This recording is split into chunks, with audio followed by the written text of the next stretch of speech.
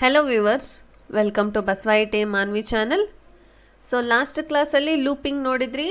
So what is looping and the types of ಲೂಪಿಂಗ್ನ discuss ಮಾಡಿದ್ವಿ. ಇವತ್ತಿನ ಕ್ಲಾಸಲ್ಲಿ ಇನ್ನೊಂದಿಷ್ಟು ಟಾಪಿಕ್ಸ್ನ ಡಿಸ್ಕಸ್ ಮಾಡೋಣ. ಈ ಡಯಾಗ್ರಾಮಲ್ಲಿ ನೋಡ್ಬೋದು ನೀವು. ಸೊ ಫಸ್ಟ್ ಡಿಸಿಷನ್ ಮೇಕಿಂಗಲ್ಲಿ ಇವು 4 ಎಕ್ಸ್ಪ್ಲೇನ್ ಮಾಡಿದ್ದೀನಿ, ಇವು ಸಬ್ ಟೈಪ್ಸ್ನ. ಅದರ ನೆಕ್ಸ್ಟ್ ಲೂಪಿಂಗ್ ಸ್ಟೇಟ್ಮೆಂಟ್ಸ್ ನೋಡಿದ್ವಿ ನಿನ್ನೆ ಕ್ಲಾಸಲ್ಲಿ. ಲೂಪಿಂಗಲ್ಲಿ ವೈಲ್, ಡೂ ವೈಲ್, ಫಾರ್ ಲೂಪ್ನ ನೋಡಿದ್ವಿ. ಇವತ್ತಿನ ಕ್ಲಾಸಲ್ಲಿ ಜಂಪ್ ಸ್ಟೇಟ್ಮೆಂಟ್ಸ್ನ ನೋಡೋಣ. ಅದರಲ್ಲಿ ಬರುವಂಥ ಬ್ರೇಕ್ ಆ್ಯಂಡ್ ಕಂಟಿನ್ಯೂ ಟಾಪಿಕ್ಸ್ನ ಇವತ್ತಿನ ಕ್ಲಾಸಲ್ಲಿ ಡಿಸ್ಕಸ್ ಮಾಡೋಣ. Next jump statement. So jump statement ಏನು, ಸೊ ಇದು ಒಂದು ಪ್ರೋಗ್ರಾಮಲ್ಲಿ ಎಲ್ಲಿ ಯೂಸ್ ಆಗುತ್ತೆ ಅಂತ ಹೇಳಿ ನೋಡೋಣ. ಸೊ ಜಂಪ್ ಸ್ಟೇಟ್ಮೆಂಟಲ್ಲಿ ಬರುವಂಥ ಸಬ್ ಟೈಪ್ಸ್. ಓಕೆ, ಈ ಜಂಪ್ ಸ್ಟೇಟ್ಮೆಂಟ್ ಅನ್ನೋದು ಅದರಲ್ಲಿ ಬರುವಂಥ ಸಬ್ ಟೈಪ್ಸ್ ಯಾವುವು? ಬ್ರೇಕ್ ಸ್ಟೇಟ್ಮೆಂಟ್ ಮತ್ತು ಕಂಟಿನ್ಯೂ ಸ್ಟೇಟ್ಮೆಂಟ್. ಈ ಕಂಟಿನ್ಯೂ ಮತ್ತು ಬ್ರೇಕ್ ಸ್ಟೇಟ್ಮೆಂಟ್ ಪ್ರೋಗ್ರಾಮಲ್ಲಿ ಎಲ್ಲಿ ಯೂಸ್ ಆಗುತ್ತೆ ಅಂತಂದರೆ, ಸೊ ಅದಕ್ಕಿಂತ ಮುಂಚೆ ಸ್ವಲ್ಪ ಡೆಫಿನಿಷನ್ ನೋಡೋಣ. ಬ್ರೇಕ್ ಸ್ಟೇಟ್ಮೆಂಟ್ ಅಂದರೆ ಏನು ಅಂತ ಹೇಳಿ. Break statement is used to terminate from loop while the test condition is true. ಅಂದರೆ ಏನಾಗುತ್ತೆ, ಬ್ರೇಕ್ ಸ್ಟೇಟ್ಮೆಂಟ್ ಏನು ಮಾಡುತ್ತೆ, ತಗೊಳುತ್ತೆ. ಅಂದರೆ ಒಂದು ಪ್ರೋಗ್ರಾಮ್ನ ನಾವು ಇನ್ಸರ್ಟ್ ಮಾಡಬೇಕಾದ್ರೆ is used to terminate from loop. ಅಂದರೆ ಲೂಪಿಂಗ್ಸಲ್ಲಿ ಏನು ಮಾಡುತ್ತೆ, ಸೊ ಬ್ರೇಕ್ ಸ್ಟೇಟ್ಮೆಂಟ್ ಅಂದರೆ ಸೊ ಅಲ್ಲಿಗೆ ನಾವೇನು ಒಂದು ಪ್ರೋಗ್ರಾಮ್ ಕೊಡ್ತಾ ಇರ್ತೀವಿ ಅಲ್ಲಿಗೆ ಒಂದು ಬ್ರೇಕ್. ಸೊ ಅದಾದಮೇಲೆ continues next until the condition is true. Okay, true ಬರುವವರೆಗೂ ಏನಾಗುತ್ತೆ, ಅಲ್ಲಿವರೆಗೂ ಸಣ್ಣ ಸಣ್ಣ ಬ್ರೇಕ್ ಆಗ್ತಾ ಇರುತ್ತೆ. ಸೊ ಅದು ಪ್ರೋಗ್ರಾಮಲ್ಲಿ ಯೂಸ್ ಆಗುತ್ತೆ. This statement can be used with in a while, for and switch statement. So ಇದು ಎಲ್ಲೆಲ್ಲಿ ಯೂಸ್ ಆಗುತ್ತೆ ಅಂದರೆ ವೈಲಲ್ಲಿ ಯೂಸ್ ಆಗುತ್ತೆ, ವೈಲ್ ಲೂಪ್ ಆಗಿರ್ಬೋದು, ಫಾರ್ ಲೂಪ್ ಆಗಿರ್ಬೋದು, ಸ್ವಿಚ್ಚಲ್ಲಿ. ಸ್ವಿಚ್ ಅಂದರೆ ಡಿಸಿಷನ್ ಮೇಕಿಂಗಲ್ಲಿ ಬರುತ್ತೆ. ಮತ್ತು ಇವು ಮೂರು ಒಂದೇ ಅಲ್ಲ, ಲೂಪಿಂಗಲ್ಲಿ ಬರೋದಿಲ್ಲ ಸ್ವಿಚ್. ಓಕೆ, ಡಿಸಿಷನ್ ಮೇಕಿಂಗಲ್ಲಿ ಬರುತ್ತೆ. ಇವು ಮೂರು ಟಾಪಿಕ್ ಮೇಲೆ ಅಂದರೆ ವೈಲ್, ಫಾರ್, ಸ್ವಿಚ್, ಇವು ಮೂರಲ್ಲಿ ಏನಾಗುತ್ತೆ, ಬ್ರೇಕ್ ಸ್ಟೇಟ್ಮೆಂಟ್ ಯೂಸ್ ಆಗುತ್ತೆ.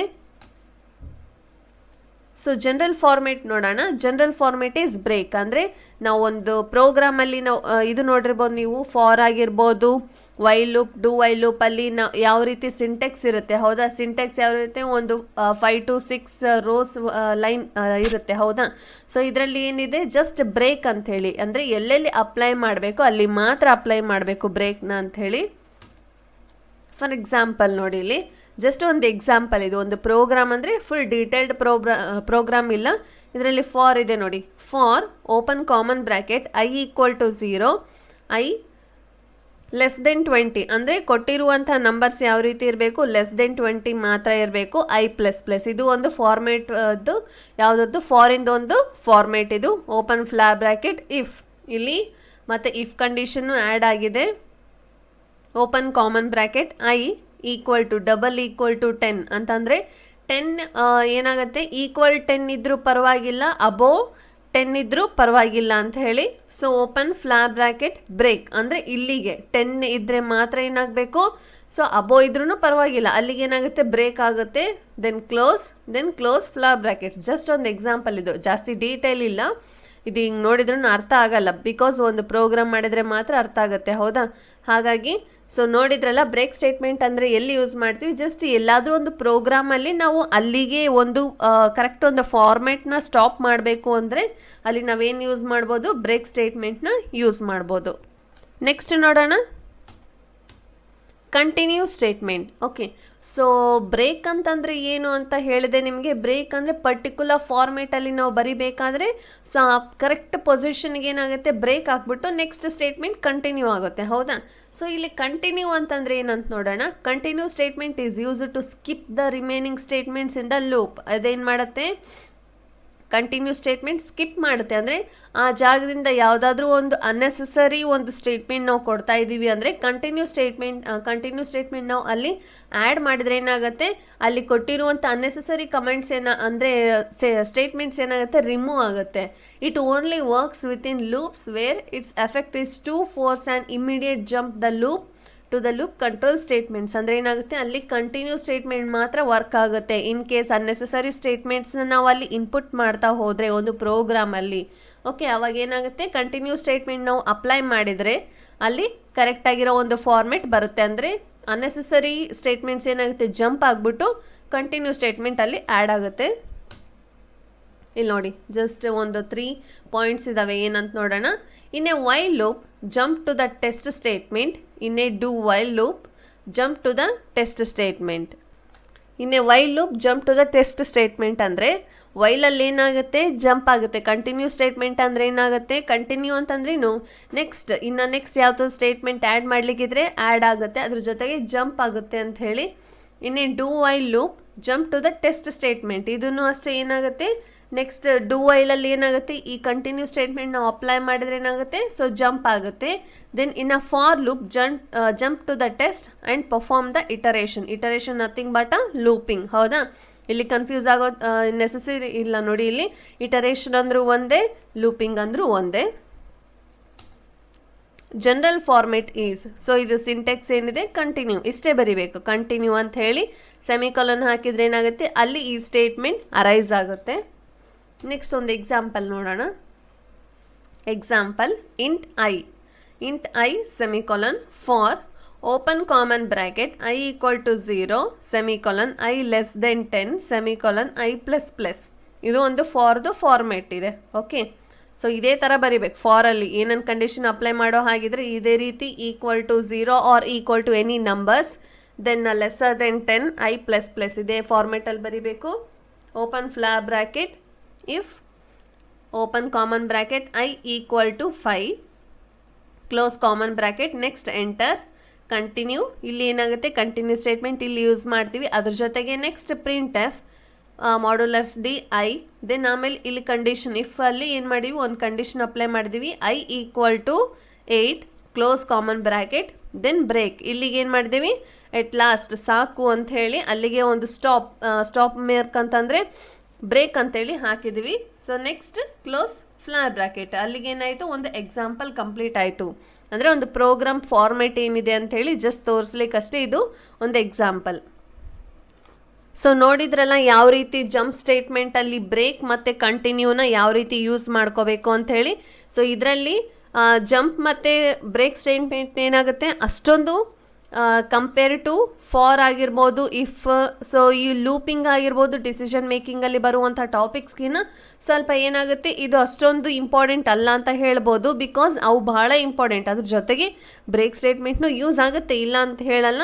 ಜಾಸ್ತಿ ನಾವು ಪ್ರಿಫರೆನ್ಸ್ ಯಾವುದಕ್ಕೆ ಕೊಡಬೇಕು ಅಂದರೆ ಲೂಪಿಂಗ್ ಸೆಕ್ಷನ್ಗೆ ಕೊಡಬೇಕು. ಅದರ ನೆಕ್ಸ್ಟ್ ಡಿಸಿಷನ್ ಮೇಕಿಂಗಲ್ಲಿ ಬರುವಂಥ if else nested if switch, ಇವು 4ಕ್ಕೆ ಭಾಳ ಇಂಪಾರ್ಟೆನ್ಸ್ ಕೊಡಬೇಕು. ಓಕೆ, ಸೊ ನೆಕ್ಸ್ಟ್ ನೋಡೋಣ.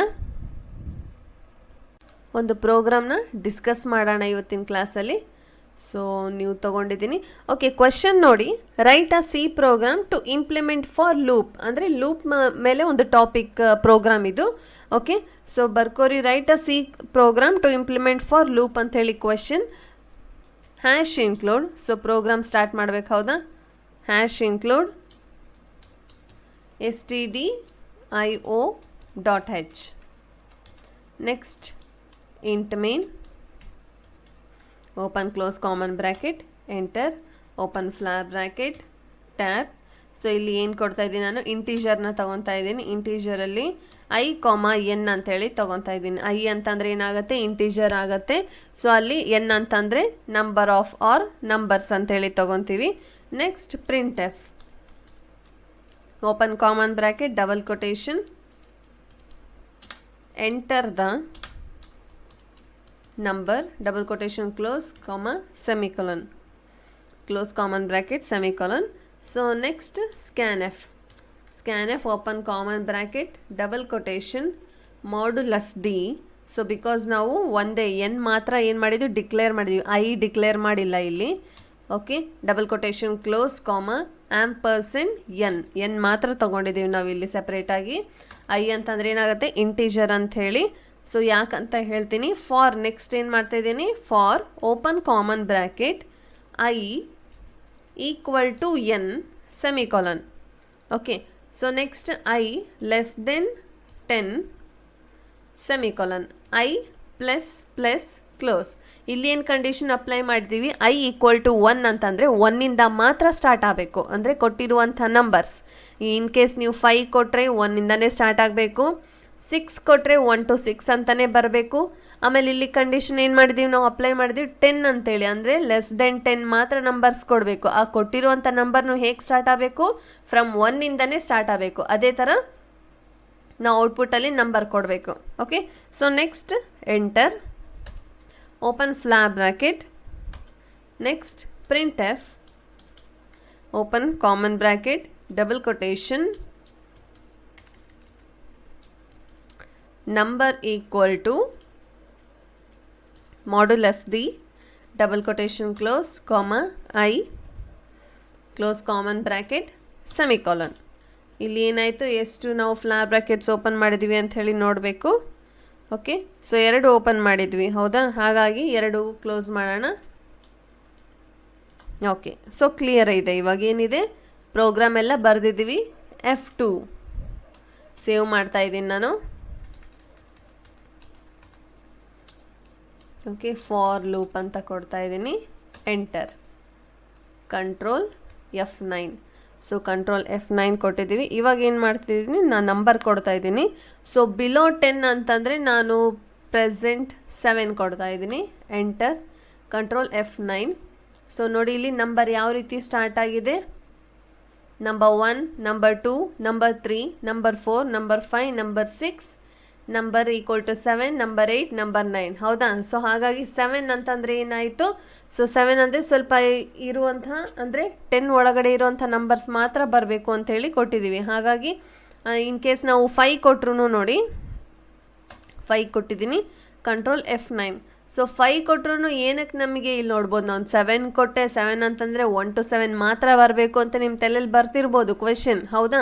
ಬಟ್ ನಾವೇನು ಮಾಡಿದ್ದೀನಿ, ಇಲ್ಲಿ ಕಂಡೀಷನ್ ಚೇಂಜ್ ಮಾಡೋಣ, ಬಿಕಾಸ್ ಸ್ವಲ್ಪ ಚೇಂಜ್ ಮಾಡಿದರೆ ಗೊತ್ತಾಗುತ್ತೆ. ಇಲ್ಲಿ ಏನು ಮಾಡ್ತೀನಿ ನಾನು, ಕಂಡೀಷನ್ 20 ಕೊಡ್ತೀನಿ. ಓಕೆ, ಸೊ ಇಲ್ಲಿ ಚೇಂಜ್ ಮಾಡೋಣ. I less than 20. ಓಕೆ, ಇಲ್ಲಿ ಏನು ಮಾಡೋಣ, semicolon I plus plus close common bracket. ಇದು ಕಂಡೀಷನನ್ನು ಸ್ವಲ್ಪ ಚೇಂಜ್ ಮಾಡಿದ್ದೀನಿ, ಬಿಕಾಸ್ 10 ಇರೋವಂಥ ಪ್ಲೇಸಲ್ಲಿ ನಾನು ಏನು ಕೊಟ್ಟಿದ್ದೀನಿ, ಈಕ್ವಲ್ ಟು, ಒಂದು ನಿಮಿಷ, less than or equal to 20 ಅಂತ ಕೊಡ್ತೀನಿ. Less than or equal to 20, semicolon I plus plus close. Okay, ಇದು ನಾನು ಕಂಡೀಷನ್ ಅಪ್ಲೈ ಮಾಡಿದ್ದೀನಿ. ಇವಾಗೇನು F2 ಮಾಡ್ತಾಯಿದ್ದೀನಿ. F2 ಅಂದರೆ ಸೇವ್, ಎಸ್, ಕಂಟ್ರೋಲ್ F9. ಇವಾಗೇನು ಕೊಡ್ತೀನಿ, ನಂಬರ್ ನಾನು 11 ಕೊಡ್ತೀನಿ. Enter, S, control F9. So control F9 ನೋಡ್ಬೋದು ನೀವು. ಓಕೆ, ಸೊ 11 ಕೊಟ್ಟಿದ್ದೆ. 11 ಅಂತಂದರೆ ಏನಾಯಿತು ನೋಡಿ, ಇಲ್ಲಿ ಫ್ರಮ್ 1ಇಂದನೇ ಸ್ಟಾರ್ಟ್ ಆಗಿದೆ ನಂಬರ್, ಹೌದಾ? ಸೊ ಫ್ರಮ್ 1ಇಂದ ಹಿಡಿದು 20ವರೆಗೆ, ಅಂದರೆ ನಾವು ಎಷ್ಟಾದರೂ ಕೊಡ್ರಿ, ಬಟ್ ಏನಾಗುತ್ತೆ, ಸ್ಟಾರ್ಟಿಂಗ್ 1ಇಂದಾನೇ ಸ್ಟಾರ್ಟ್ ಆಗುತ್ತೆ. ನಾವು ಕೊಟ್ಟಿರೋ ಒಂದು ಲೆಸ್ ದೆನ್ 20 ಅಂತಂದರೆ 20ಗೆ ಎಂಡ್ ಆಗುತ್ತೆ, ಆರ್ ಎಲ್ಸ್ 10ಗೆ ಎಂಡ್ ಆಗುತ್ತೆ. ಇದೇ ರೀತಿ ಒಂದು ಪ್ರೋಗ್ರಾಮ್ ಫಾರ್ಮೇಟ್ನ ನಾವು ಬರ್ಕೊತಾ ಹೋಗಬೇಕಾಗತ್ತೆ. ಓಕೆ, ನೋಡಿದ್ರಲ್ಲ ಯಾವ ರೀತಿ ಔಟ್ಪುಟ್ ಬಂದಿದೆ ಅಂಥೇಳಿ. ಇದೇ ರೀತಿ ಪ್ರಾಕ್ಟೀಸ್ ಮಾಡ್ತಾಯಿರಿ ನೀವು. ಓಕೆ, ನೋಡಿದ್ರಲ್ಲ ಯಾವ ರೀತಿ ಡಿಸಿಷನ್ ಮೇಕಿಂಗ್ ಆಗಿರ್ಬೋದು, ಜಂಪ್ ಸ್ಟೇಟ್ಮೆಂಟ್ಸ್, ಲೂಪಿಂಗ್ ಸ್ಟೇಟ್ಮೆಂಟ್ಸ್ ಯಾವ ರೀತಿ ಬರುತ್ತೆ, ಅದ್ರ ರಿಲೇಟೆಡ್ ಡಯಾಗ್ರಾಮ್ ಆಗಿರ್ಬೋದು, ಸಿಂಟೆಕ್ಸ್ ಆಗಿರ್ಬೋದು, ಪ್ರೋಗ್ರಾಮ್ ಆಗಿರ್ಬೋದು, ಹೌದಾ? ಯಾವ ರೀತಿ ಇರುತ್ತೆ ಅಂತ ಹೇಳಿ ನೋಡಿದ್ರಿ ಇವತ್ತಿನ ಕ್ಲಾಸಲ್ಲಿ, ನಿನ್ನೆ ಕ್ಲಾಸಲ್ಲಿ, ಹೌದಾ, ಪ್ರೀವಿಯಸ್ ಕ್ಲಾಸಸ್ಸಲ್ಲಿ. ಹಾಗಾಗಿ ಅದ್ರ ಜೊತೆಗೆ ಒಂದು ಎಕ್ಸಾಂಪಲ್ನು ಕೊಟ್ಟಿದ್ದೀನಿ. ಸೊ ಇನ್ನೊಂದಿಷ್ಟು ಟಾಪಿಕ್ಸ್ನ ಮತ್ತೆ ಕ್ಲಾಸಲ್ಲಿ, ಇನ್ನೊಂದಿಷ್ಟು ನೆಕ್ಸ್ಟ್ ಕ್ಲಾಸಲ್ಲಿ ಡಿಸ್ಕಸ್ ಮಾಡೋಣ. Until then keep watching. Thank you.